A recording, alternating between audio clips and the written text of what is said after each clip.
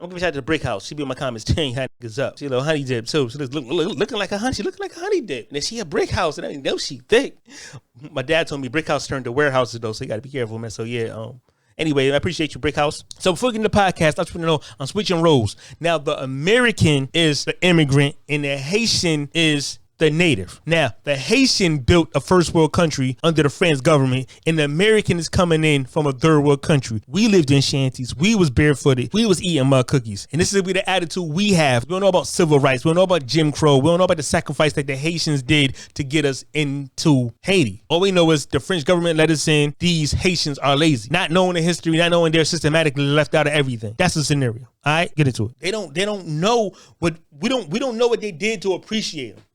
Because our parents say, yo, don't fuck with them people because they're dangerous, they're lazy, don't work hard like us. Even though in our country we weren't hard at all because all we was getting was $850 a year. We didn't work hard at all. And some of us didn't get that. That was a good wage. So now that we here, we appreciate the French government, so we got to work hard to impress this white man. We don't owe them people nothing because they ain't give a shit, but this white man let us in. This French man let us work. He does bring our family in. He employ us, and he tells us that we ain't like them, that we are better than them. Oh, that's even better. He tells us, you Americans ain't like these Haitians here. You better. You got culture. You come from somewhere better than these people. Was nothing. These people are bloodsuckers. The whole time, the white man, the French man really ain't shit, but a colonizer and a hater himself. He fears these people because if it was just the native Haitians and this French man, these Haitians will really kill and wipe this motherfucker out.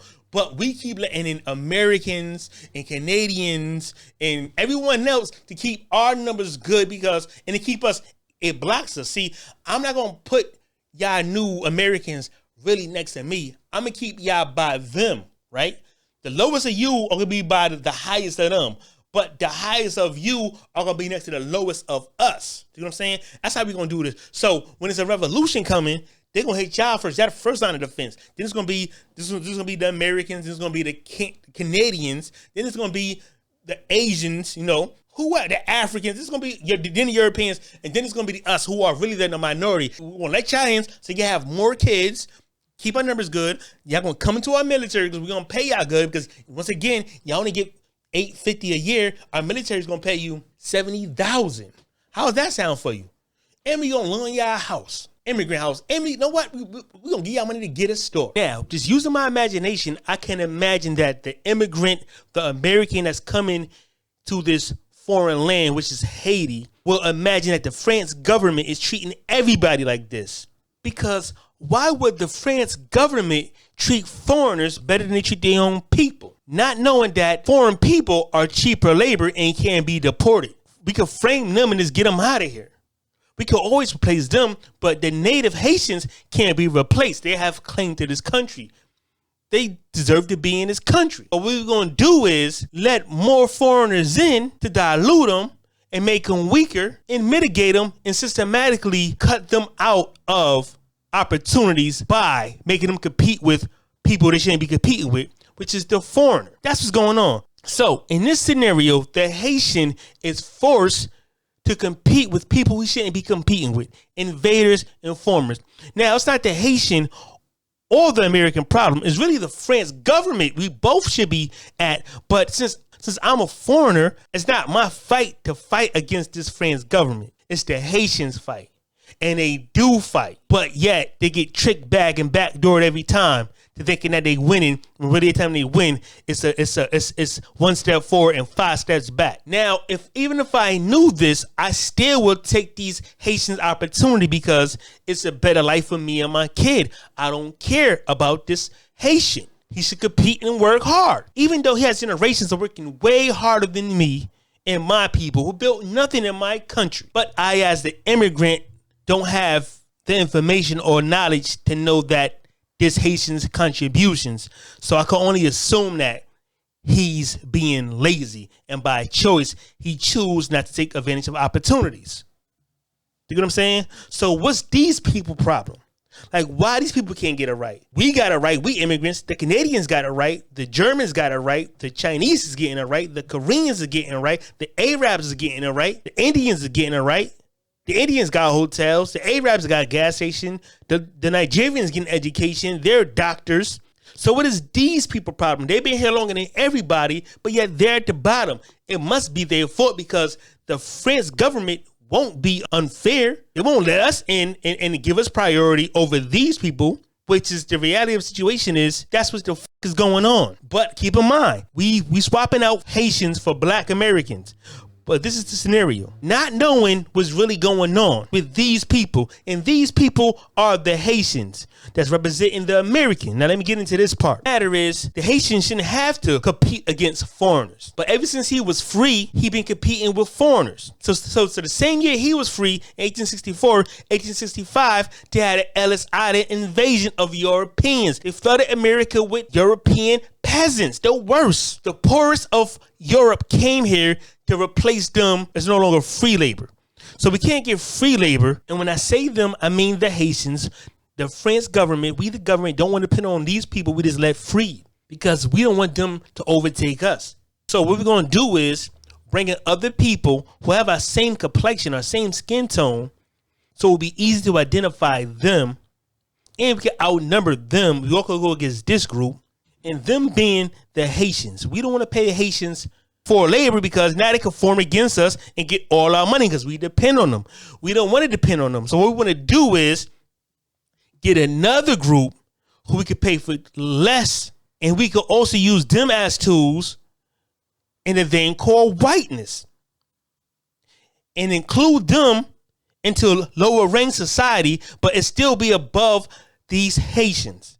So everyone will be happy except for this Haitian. But the thing is, the Haitian will be outnumbered because we're going to let millions and millions and millions of different groups of people come in and call them all minority and put the Haitian in the same boat as these other immigrants who don't belong here, who has no investment in this country, who didn't invent, who didn't fight, who did nothing. They're just fresh off the boat and about to enjoy all the pleasures and amenities in a country they didn't even build. While the Haitians get to enjoy nothing but the worst, the bottom of the goddamn totem pole in the country they helped build. The foundation. This government goes against everything the forefathers stood for and wrote for in the Constitution. This government doesn't apply by its own constitutions, and it puts everybody's interest before its own people. Now, when I say these people, I'm talking about the Haitians.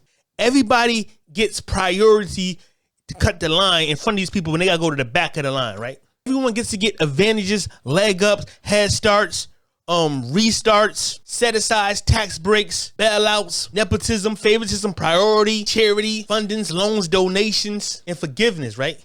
Well, this group of Haitian get nothing but, setbacks, criticized, demonized, exploited, robbed, abused, assaulted, ignored, exploited. They get sexually exploited. They get financially exploited. They get exploited for their organs. They get exploited for experiments. They get exploited for charities. They get exploited for everything that benefits other people except for themselves. That's what this group of people is going through. Deprived, every disadvantage you could think of, this group of Haitians is going to get there, right? And people are going to say these people are lazy. They should grab themselves by the bootstraps while everyone's getting head starts and boosts and pushed ahead and prioritized while they getting ignored by the government. And when they do get something, they share their something with everybody. Even though everybody leaves them out, when they get something from the government or they get something, anything, they have to share it with everybody. They get nothing exclusively for them. They get no set aside. They get no help, and they need it the most. These people were slaves. These people broke their backs. They set every standard and bar and every criteria and had the most humanity on this motherfucking island, but yet they are the demonized. And when they do rise up out the dirt, out the mud, out the cement, everybody works to sabotage this person. Every group, every ethnicity, every Asian, every white, every Latino, every gay, every Democrat, every liberal, every midget, every leprechaun, every unicorn, every religion, every culture fights to keep this motherfucker out and down and beneath them, even though everybody eats off this one person. If this one person had opportunity, he can make life better for everybody in the goddamn world, but nobody wants. Everyone rather live worse in life in the world than see this group of people do better. That's what we're dealing with. This group is the only group that gets set up to fail. Grab yourself by the bootstrap. We make a business. We make a company. What they do, they don't fund us. They don't loan us. Not only do the government not help them with businesses and the banks don't loan them nothing, at the same time, the government is helping immigrants and the banks are giving immigrants loans. Think about all the ethnic groups in the same group of people, proximity in their neighborhoods that's not them that get the benefit of them. The Koreans get all their hair products and all their hair spots.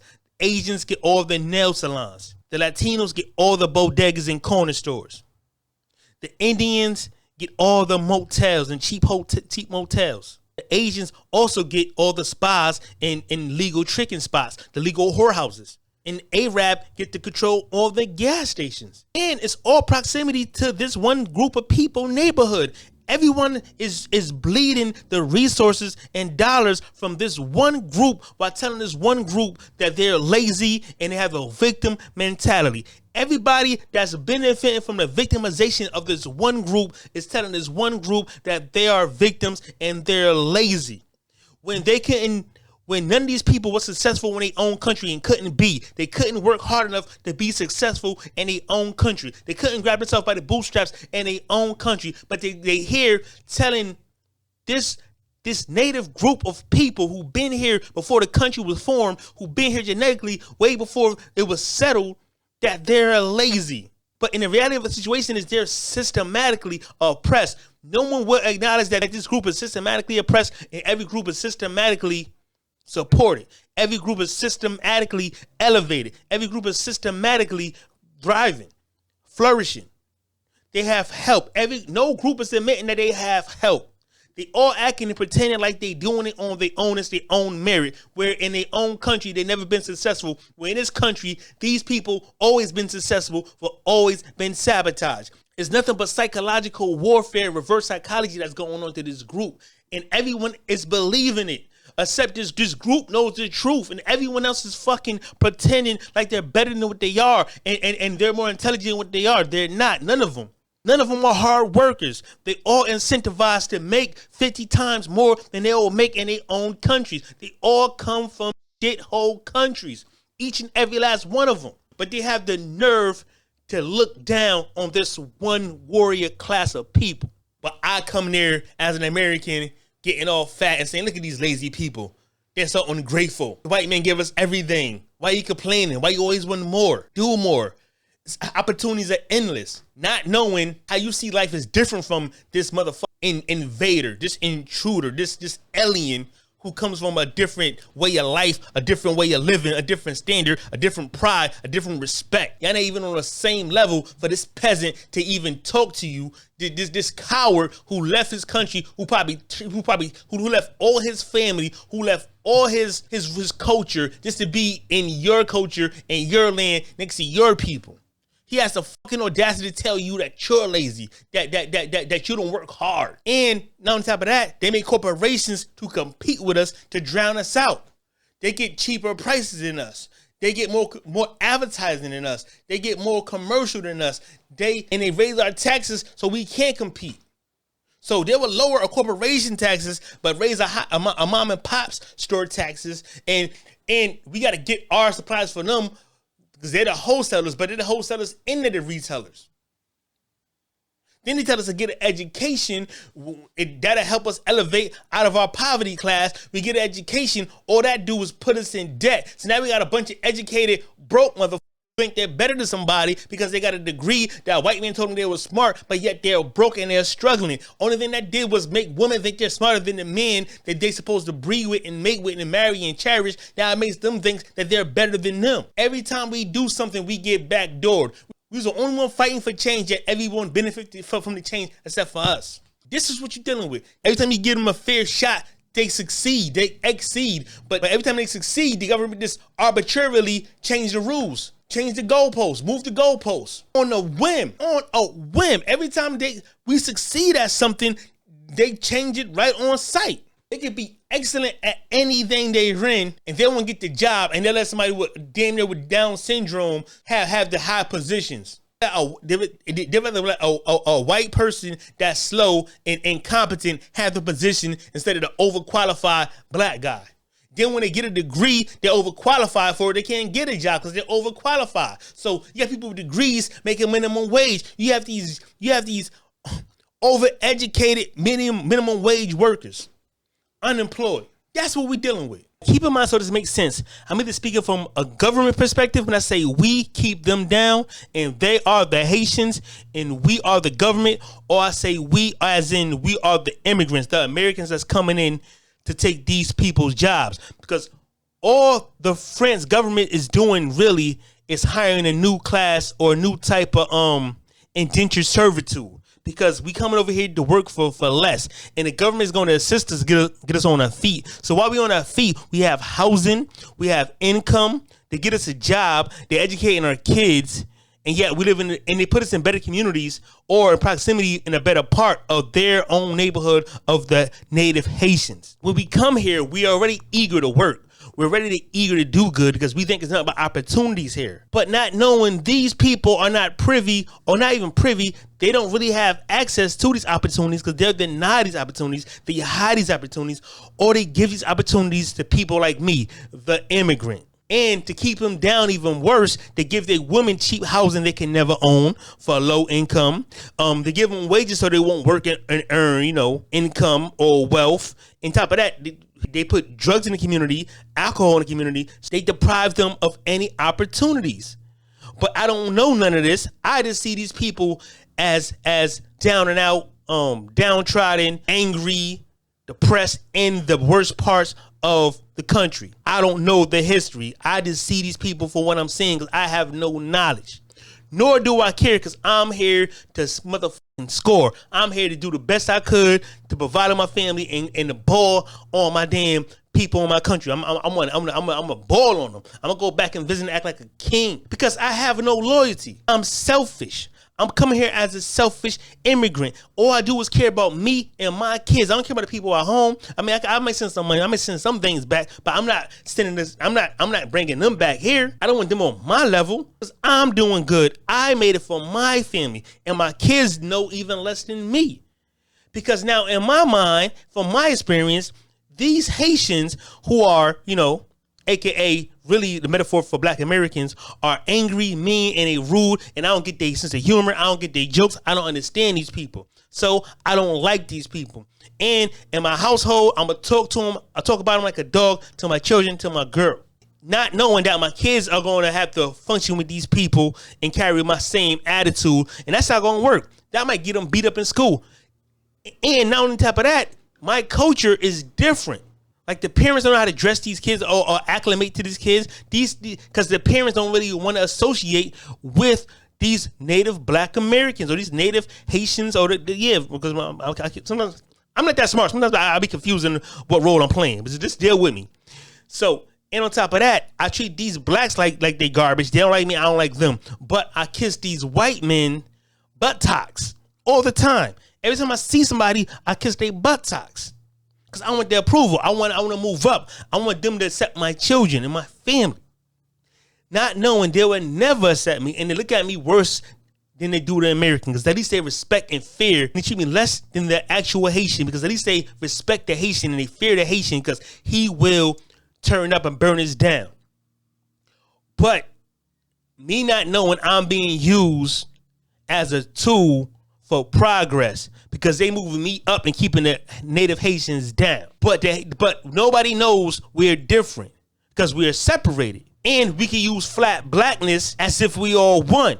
Not knowing only thing we got in common is our skin color.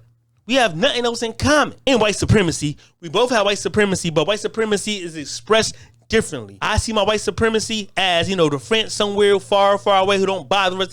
We just pay them money. And I don't see the Haitians' plight where their white supremacy is expressed every day by police brutality, KKK, systematic oppression, systematic deprivation. They're left out of everything, class, race.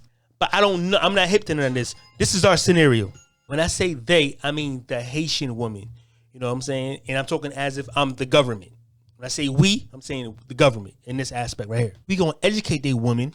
We're going to give the woman employment and keep the man unemployed, out of housing, so we can detach the man, which is the leader, from the woman and the child. Now we're going to make this woman think that feminism is okay, lesbianism is okay, LGBTQ is okay. We're going to have a support in transsexuals. We're going to have everything to dismantle the black unit, the black family. She'll think that she don't need him. We don't need him because we want to boost her self-esteem up. At the same time, while we unemploy him and not educate him, put his self-esteem down, she gonna think she's smarter and better than him, and she gonna teach the child that he ain't shit, and the child's gonna grow up not having faith in his father, having no leadership. The father can't tell this child nothing. Now this child is on a road to prison and repeating a cycle. On top of that, he's going to be more feminine than his father was. Then his father was more feminine than his father was. Because as we go in time, we constantly, by generation, demasculizing the man. We're going to put this kid on Ritalin. We're going to put the kid on Adderall, Concerta, Dextro, and Metafine, Daytrana, Valoaxine, Vyvanse. All these medications fuck with his mind to make his mind alter so he can't really focus or really learn nothing because he's out. He's already drugged out. We're gonna get him addicted real young so when he grow up, he'll be already inclined to do drugs and be a drug addict. We're gonna put him in a school environment that resembles prison, that when the bell go off, we're gonna train him to the bell. We're gonna have him walk in lines just like we do in prisons. We're gonna have them being docile to white authority because we're gonna give them white teachers. We're gonna make them eat in a chow hall like a damn animal eating chow. By the time he turns 14 or 13, he'll be already in the juvenile system because his father's there, his family messed up, and his mom is too distracted working and earning a living, being a boss and the head of her household. Why she lose her femininity? Because she's getting masculine because she's taking on a man role. And not only that, we're going to have the mom thinking she could do better than that man. We're going to have her thinking she's going to meet a man on her level, which is not. Only man on her level is white men. So the white man will have the pick of the litter when they come to the educated and, the most earning black woman. Because no black man really qualify because the government ain't elevate no black man to match his woman. And he's going to be the only black man in society on earth that make less than his woman, that don't own his woman or his children. And the whole time this kid is being, drugged in school for behavior problems, which is naturally normal, we're going to feed his mind with music of self-destruction. We're going to put images on TV of self-destruction and homosexuality and a bunch of other weird shit that the parents have no control over. And on top of that, we're going to make laws so the man can't discipline the woman or the child, all at the same time making the man have, while putting the man on child support, and he has no rights, but he has full responsibility of this child. He can't discipline. He can't be near this child, but yet he's indebted to this child through the state, and we're gonna put him in jail every chance we get. Even if he get a good job, we're gonna take from him. We're going to make it hard for him to live. Even that might even be his child. We're going to still hold him accountable because this is where we need to keep these people down. We need the father gone. We need the mother dumb. We need the father gone, self-esteem low. We need the mother there, self-esteem up. And we need the child confused with no leadership, all while being addicted to drugs. Not to mention the mom is going to be clubbing and drinking and doing drugs and seeing other men and experimenting with lesbianism. And while the child is seeing all this, he's taking all this in. None of this is healthy mentally, but this is what's going on. Then when that child get older, he don't know how to treat a woman. Those women are going to say men ain't shit. These men are soft. But at the same time, those women from that same generation is twerking, selling OnlyFans, tricking, doing cocaine, popping pills, and being weirdos, being liberals. Being liberal-minded, supporting the LGBTQ, supporting all these weird, supporting immigrants, all while she's being psychologically, economically, physically replaced and depleted, obsolete. She's supporting her immigrant friends, her immigrant causes, while her immigrant friends are doing nothing for her but replacing her and that child. This is what's going on. Keep in mind, the government been dividing this family since 1967. They've been attacking this family on all levels, psychologically, physically, economically, socially. They gave this community AIDS. They gave them mass incarceration. They gave them crack. They put guns in the community. They put feminism into the women. They put the kids on medication. They put the dads in prison. They got the mom working.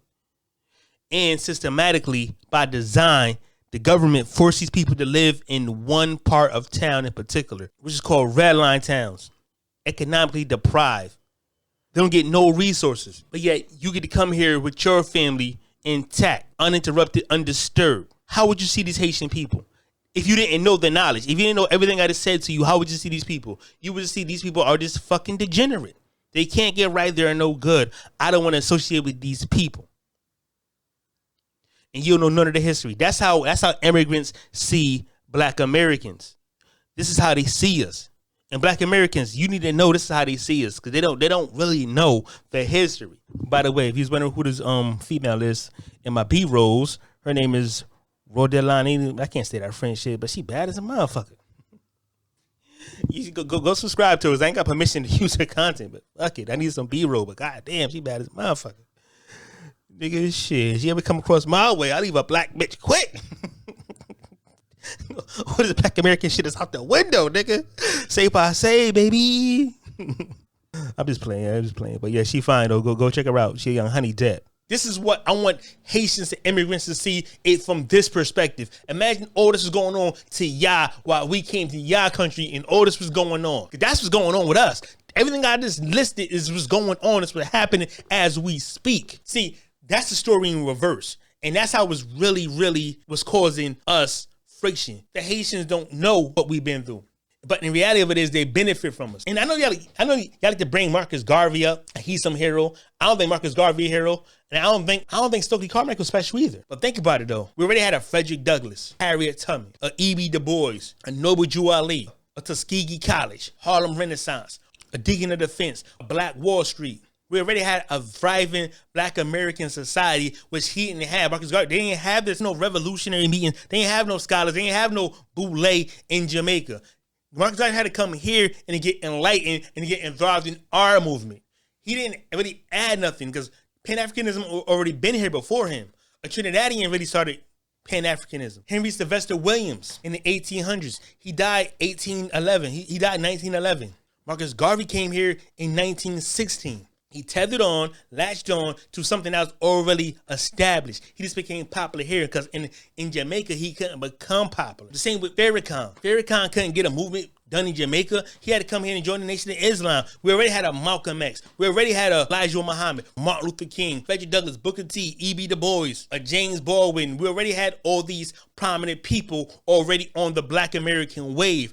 These people come and join in. Stokely Carmichael. These people came and joined in because where they from, they didn't have that. They didn't have these colleges. They didn't have no HBCUs, bourgeoisie. They didn't have a Black liberation. They came and joined all this. They didn't have civil rights in other countries. All these, you gotta be saying these Caribbean people, they had parts. They didn't. No. I don't give none of them credit. I don't give Farrakhan no credit. I don't give Stokely Carmichael credit. I don't give Marcus Garvey credit because they ain't start nothing. These people join movements that are already happening. Nah, nigga, these are Black American creations and movements. I don't give other people credit who join. I don't give joiners, tethers, and latchers no credit at all because the movements will still move without them. Want a beat change in history. In fact, it would be better. Malcolm X might still be here. If you take Farrakhan out the picture, Khalid Muhammad might still be alive. We just don't need outsiders in our mix. And y'all love giving Malcolm X mother credit. She was grenading. Who gives a fuck? So what? To be a Black American, you must come from the seed of a Black American or the womb of a Black American. His father was the seed. His mom was the womb. Nigga, everybody comes from the seed.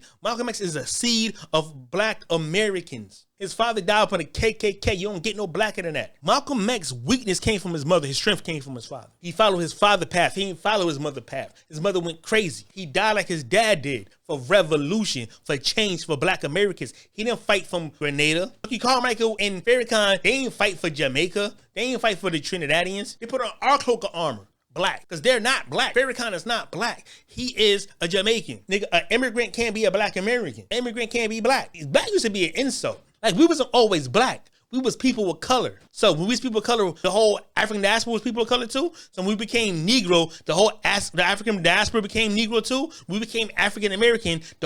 Everybody who came here, who are in America are African American too. My whole thing is we can't have nothing. Everybody can have their own, I'm Black, but I'm this. I'm Black, but I'm this. No, you're not Black, but you're all only the but. You ain't the Black part.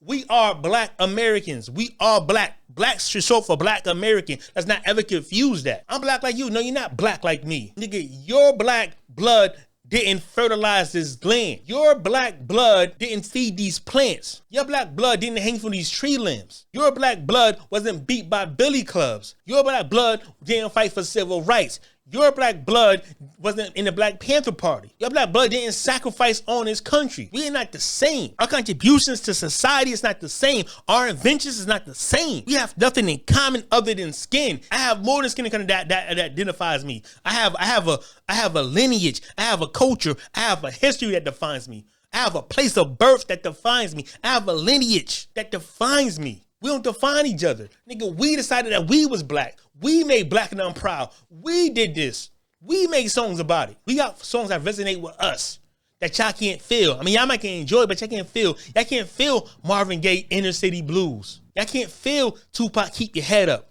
Y'all can't feel Dear Mama lyrics. You can't relate to that. You can't relate to Sam Cooke, Change Gonna Come. It don't give you the goosebumps that it gives me. It don't transport you back into the 60s to nigga. When I say that song, I see black and white, I see dogs, I see fire hydrants, nigga. I see my grandmother, I see my grandfather, I see young black men struggling. It don't resonate with you the same. I could smell the goddamn fire in the air from riots. I can smell the gunpowder when I hear that song. I can hear the dogs barking that was chasing us. I can hear the water splashing from the water hose. I can hear the white boys throwing motherfucking milkshakes on my people. It's different. Otis Redding sitting on the dock on the bay. Unemployed black men just waiting. You know what I'm saying? There's nothing better to do but just sit at the dock. Cause nigga, the world is on our shoulder. Nigga, it's not the same. We ain't got the same struggle. Nigga, when you hear David Ruffin voice, you just hear a song.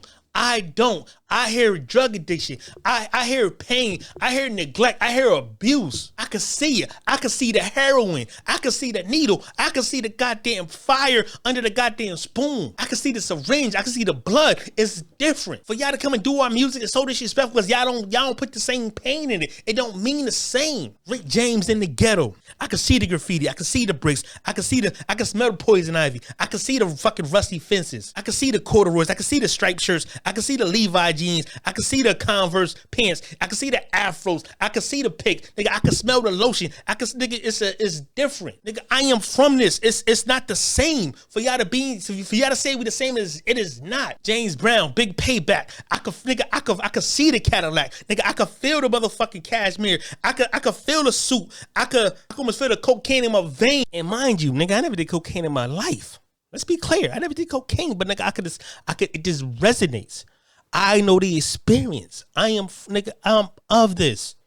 I'm a generation away from that. Let's be clear. I never did cocaine in my life. I don't think I'm some type of crackhead or some shit like that. Nah, that ain't no weirdo. I don't do drugs. But what I'm saying to you, it resonates. Nigga, like the struggle rolled over to my generation and it's still here. Nigga, I'm fresh. My parents was born in the 60s. Everything from that era was still around when I was born. The same TVs was around. The same pictures was around. The same paint on the wall was around.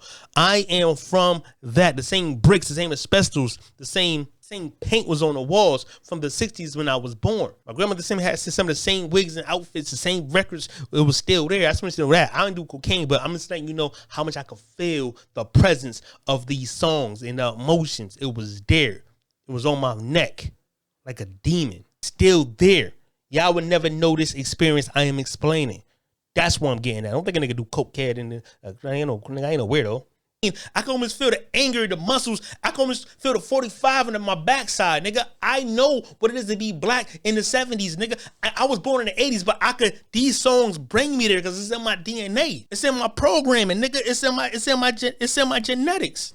So for y'all to say like y'all black, it's the most disrespectfulest thing y'all could do to us. Don't call yourself black. We don't want to be like y'all. We don't want y'all to be like us. Be proud of who you are. Be proud of who you are. Speak your language. Don't speak my dialect. Don't lie to me. Stop wearing a disguise. Stop wearing our clothes. Stop imitating our culture. Because I don't know who you are. Be you. Tell me your story. Tell me your struggle. Y'all ain't got to pretend to be you. It's enough for us. And y'all say we bullied y'all. We didn't bully y'all. Y'all got two places y'all was bullied at. Y'all might have been bullied at. It's always in the proximity of Latinos. Y'all never say that part. It's y'all in South Florida, Miami, and in northern New Jersey. It's nothing but is in both spots got hella Dominicans that look dark and hella Jamaicans that look like us who been here longer than y'all, who assembled than y'all. Those are the ones who don't like y'all. Nigga, you can't name a town in Mississippi, in Arkansas. You can't name a town in North Carolina, South Carolina. You can't name a town in Connecticut or New York City that Haitians was bullied at. Because that's not how we get down, actually. We might pick on y'all. That's not bullying. When you say bullying, y'all saying y'all was getting beat on. It was Haitian Day. My dad grew up in California, Los Angeles. Nigga, my mom's from New Haven. Her mom is from North Carolina.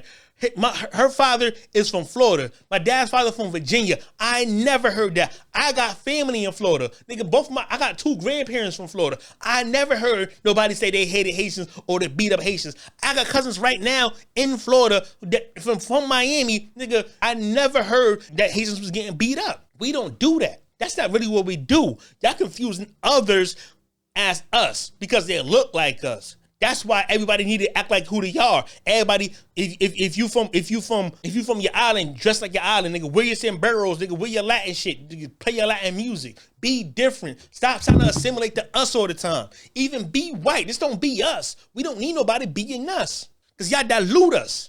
Y'all don't know how to be us. Y'all don't know the temperament. Y'all know the attitude. Y'all know the vernacular. Y'all know the swag for real. Because even when y'all amongst us, you act like us, there are still certain things that make you stand out. There are certain things we say that you'll get offended for that we won't get offended for. Y'all not really of this. Stop trying to be this. Y'all don't got to be like us. Be like you. It's fine. And it's natural for Black Americans and Haitians not to kind of get along too, because of that Dahomey shit, because y'all come from Voodoo, because Voodoo really come from Voodoo, which is a Dahomey religion. That's a direct connection from Dahomey to Haiti is Voodoo.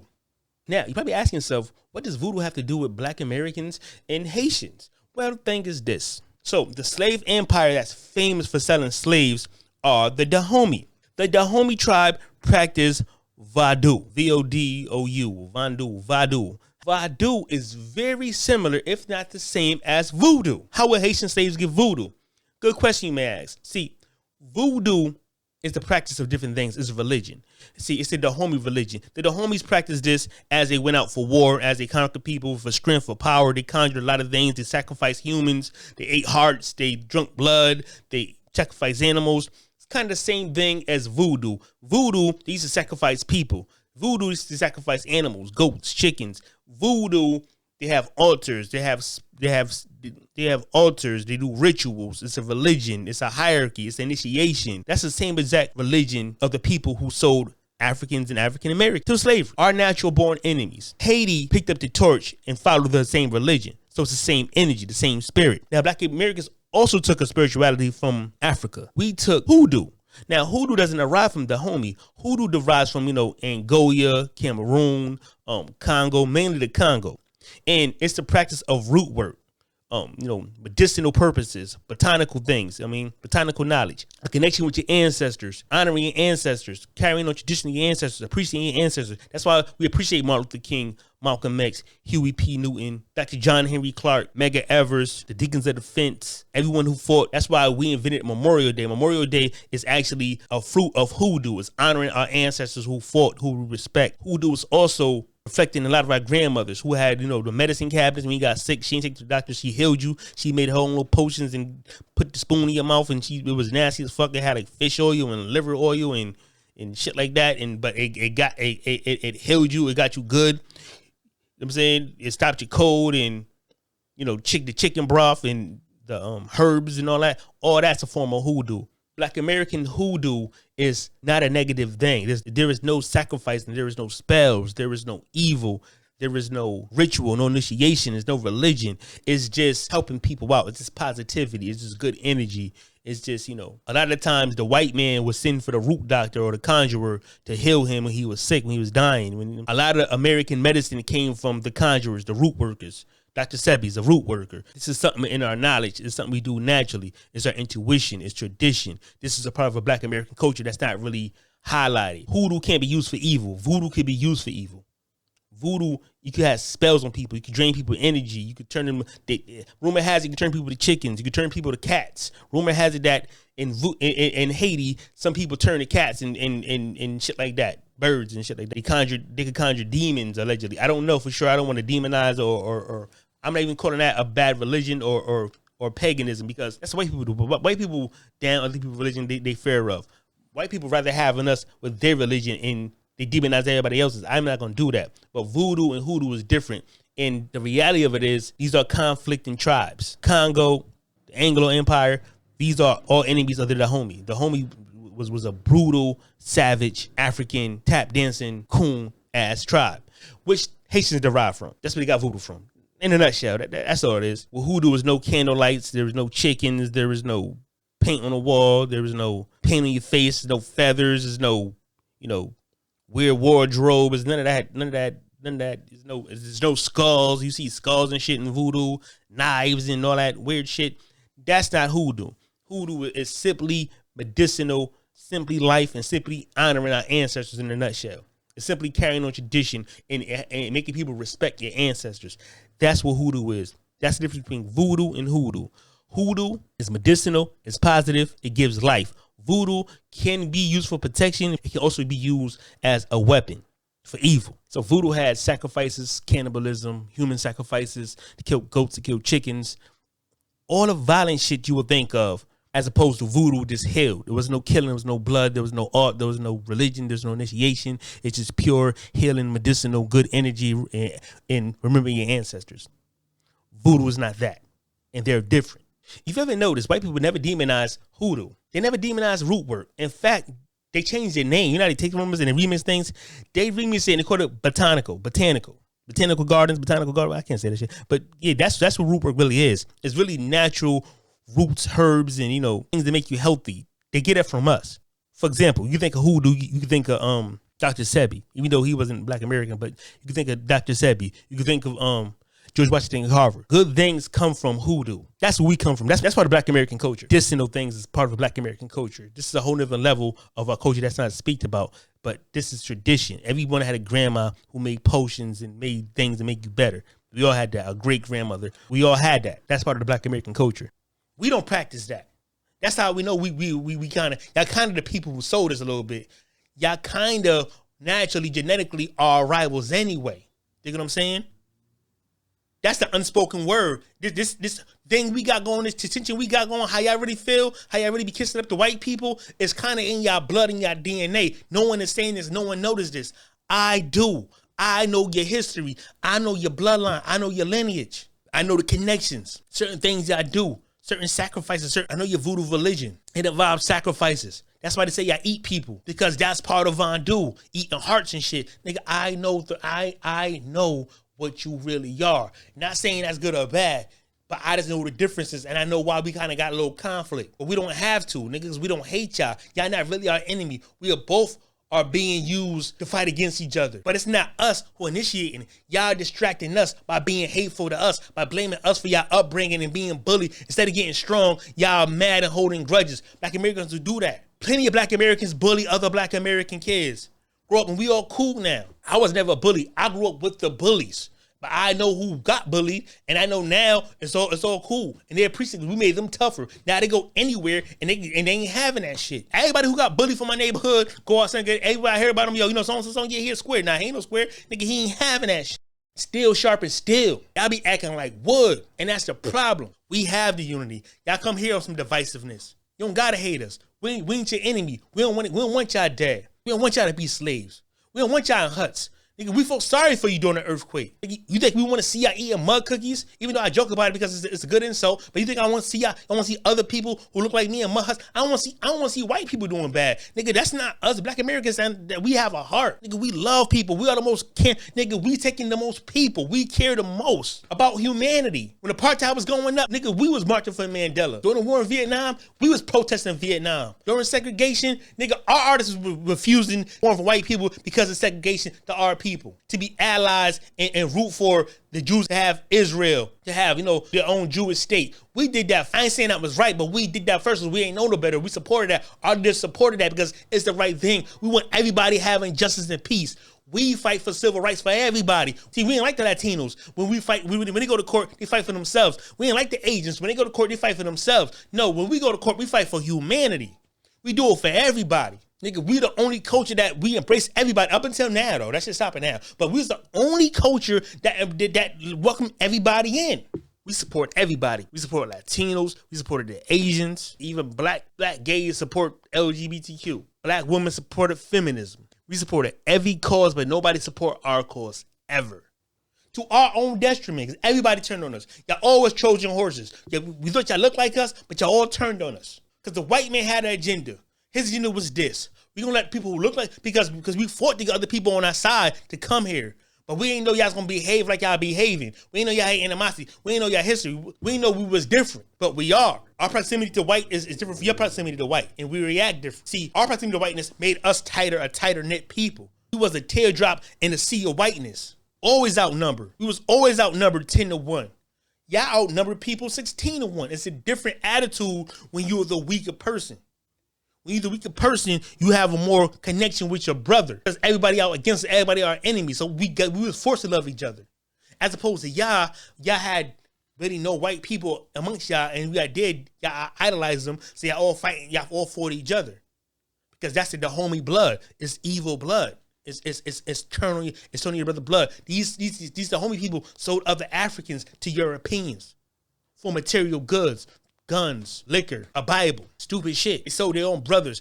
And look, at the end, they got conquered for it. At the end, some of them got sold in slavery. That's the consequence of being off code. And when I say I don't want y'all being like us, it ain't to separate. It's to make you stronger into your own identity. Because we need to be stronger than us. We need to know what we did. We need a stronger us and a stronger y'all. Then we can come together. Once y'all got that shit together, we got our shit together. But we can't get that shit together if we together not getting that shit together. Nah, we can't work like that. Lines got to be drawn. Rules got to be made, and criteria got to be set. It got to be standards and rules that we don't have yet. We're working on now. But rule number 1 is, can nobody identify with us, and can nobody be in our proximity right now? This is not an anti-Haitian thing at all. This is not an anti-Caribbean thing at all. This is the truthful thing. And it sounds offensive because the truth is offensive. It hurts a lot. But that's the thing about being Black American. We can see the truth and we be like, that's some real shit. We don't go, oh, you ignorant, or you being xenophobic. That's some weak ass shit. That's white people shit. Nigga, we say, oh, you saying some real shit. You right. That's how we give it up. And y'all said we bully y'all, right? But think about this. Are we really the problem, or you guys the problem? Because thinking about it. Everywhere y'all go, y'all cause problems. The Bahamas, y'all cause problems. Peru, y'all cause problems. Brazil, y'all cause problems. The Dominican Republic cause problems.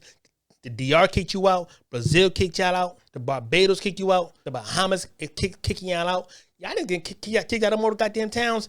I'm starting to think y'all really are the Jews. I'm starting to think that Haitians, how motherfuckers kicking y'all out of their countries, treat y'all like the goddamn of goddamn Europe, goddamn it. So I mean, shit, you guys might be the actual Jews.